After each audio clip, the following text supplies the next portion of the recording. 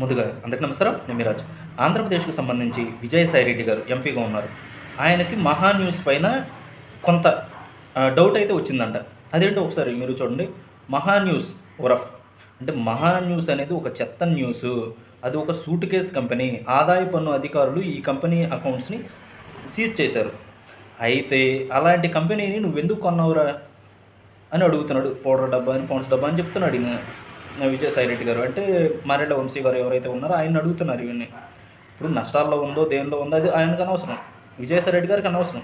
ఇప్పుడు ఏదైనా ఒక కంపెనీ నష్టాల్లో ఉంది, దాన్ని పైకి తీసుకురాగలను అని నమ్మకం నాకుంటే నేను కొనుక్కుంటానేమో తక్కువ పెట్టి. తక్కువకి వస్తుంది, దాన్ని పైకి తీసుకురాగలను నమ్ముకుంటే కొంటానేమో. లేదా వేరే ఎవరైనా అంతే కదా. ఆ కంపెనీని మనం నిలబెట్టగలం అనుకుంటే కొనుక్కుంటారు. ఎందుకు కొన్నామంటే అదేం ప్రశ్న, దిక్కుమాలిన ప్రశ్న. అసలు ఇది కరెక్ట్ కాదు. సరే నెక్స్ట్ చూద్దాం. నువ్వు సుజనా చౌదరికి చెల్లించిన 11 కోట్ల డబ్బు ఏదైతే ఉందో అది నగదు రూపంలో చెల్లించావా, లేకపోతే బ్యాంక్ ద్వారా చెల్లించావా అని ప్రశ్నిస్తున్నారు. 100 రూపాయలు విలువ చేయని నీకు 11 కోట్లు ఎలా వచ్చాయి? 100 రూపాయలు ఆయన విలువ చేయడని చెప్పి నీకు తెలుసా? సరే, ఎలా వచ్చాయి? దాని సోర్స్ ఏంటి? Company share value, asset valuation, జీతాలు, కనీస వేతనాలు, ప్రావిడెంట్ ఫండ్ చెల్లింపులపై గత 7 సంవత్సరాలకు సంబంధించిన దర్యాప్తు జరగాల్సి ఉంది.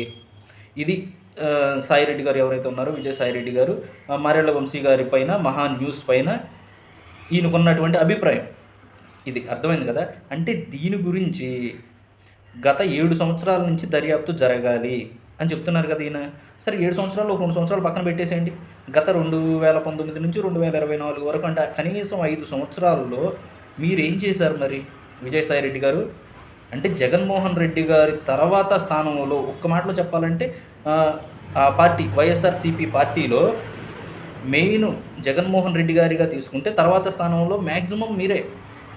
అలాంటి పొజిషన్లో ఉండి మీరు ఏం చేశారు మరి ఇప్పటి వరకు? అంటే 2019 నుంచి 2024 వరకు కనీసం 5 సంవత్సరాల పాటు మీరు ఎలాంటి దర్యాప్తులు చేయకుండా ఏం చేసినట్టు? ఇప్పుడు దర్యాప్తులు జరగాలి అంటున్నారు. దేనికి జరగాలి? దేనికోసం జరగాలి? అంటే మీరున్న 5 సంవత్సరాలు ఏం చేసినట్లు దర్యాప్తు చేయకుండా? దీనిపైన అనుమానం వచ్చినప్పుడు అప్పుడు ఎందుకు స్పందించలేదు, ఇప్పుడు ఎందుకు స్పందిస్తున్నారు? ఎందుకంటే విజయసాయిరెడ్డి గారు ఏవైతే ఒక దళిత మహిళ అయినటువంటి శాంతి పైన కొంత ఎలిగేషన్ అయితే వచ్చింది. దానికి సంబంధించి మహా న్యూస్ ఛానల్స్ ఏవైతే ఉన్నాయో, మహా న్యూస్ కావచ్చు, లేదా టీవీ5 కావచ్చు, లేకపోతే కొన్ని ఛానల్స్, ఓన్లీ 4 ఛానల్స్ తప్ప, టీవీ9 ఒకటి, ఎన్టీవీ ఒకటి, 10 టీవీ ఒకటి, సాక్షి టీవీ ఒకటి, అంటే ఈ 4 ఛానల్స్ మాత్రమే దీన్ని టెలికాస్ట్ చేయలేదు. ఎందుకంటే ఆ 4 ఛానల్స్ వైసీపీ ప్రభుత్వానికి కొమ్ము కాచే ఛానల్స్ కాబట్టి.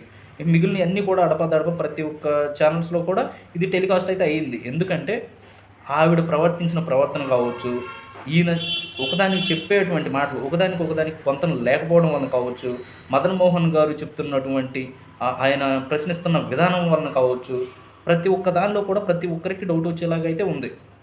అంటే సరే, ఆ విషయం పక్కన పెట్టేస్తే ఈయన ఏమంటున్నాడంటే మారెళ్ళ వంశీ గారిని ఈ విధంగా ప్రశ్నిస్తున్నారు.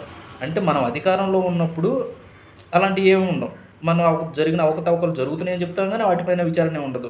మనకు లంచాలు ఇస్తే వాటిని కూడా మాఫీ చేసేస్తాం.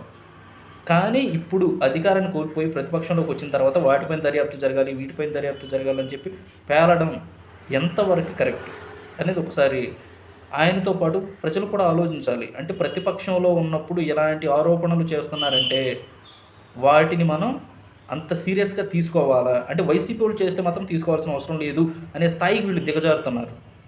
ఎందుకంటే పింక్ డైమండ్ అని చెప్పారు. పింక్ డైమండ్ ఉంది జగన్మోహన్ రెడ్డి గారు అధికారంలోకి రాకముందు 2019 ఎలక్షన్స్కి ముందు ఆయన జగన్మోహన్ రెడ్డి గారు కావచ్చు, లేకపోతే వైసీపీ ప్రభుత్వంలో ఉన్నవాడు కావచ్చు, తిరుమల తిరుపతి దేవస్థానంలో పింక్ డైమండ్ ఉంది. ఆ పింక్ డైమండ్కి సంబంధించి పింక్ డైమండ్ అనేది నారా లోకేష్ గారి యొక్క సతీమణి ఎవరైతే ఉన్నారో ఆవిడ దగ్గర ఉంది.